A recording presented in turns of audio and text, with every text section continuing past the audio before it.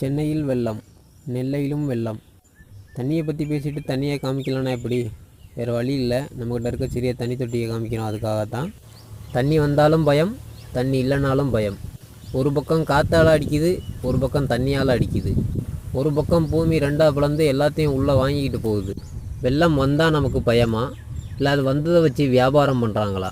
அடுத்த வருஷமும் இதுபோல் தண்ணி வந்தால் என்ன பண்ணுறது? இந்த சிக்கலில் இருந்து நம்ம எப்படி வெளில வர்றது? நம்மளை நாம் எப்படி பாதுகாக்கிறது? மழை நீரை பூமி உள்வாங்கினா என்ன ஆகும்? அதே மழை நீர் வழிஞ்சு ஓடுனா என்ன ஆகும்? நீரின்றி அமையாது உலகு அப்படின்னு வள்ளுவர் சொல்கிறாரு. பூமி தன்னைத்தானே சரி செய்து கொள்ளும் அப்படின்னு இயற்கையை பற்றி பேசின நம்மாழ்வார் சொல்கிறாரு. இதுபோல் பல கேள்விகளுக்கான விரிவான தகவல் இன்று மாலை முழு விரிவான பதிவில் சந்திக்கலாம். தொடர்ந்து இணைந்திருங்க. சப்ஸ்கிரைப் செய்யலாம். பக்கத்தில் இருக்க பெல் ஐக்கான் மணி சின்னத்தை அழுத்தி வச்சுக்கலாம்.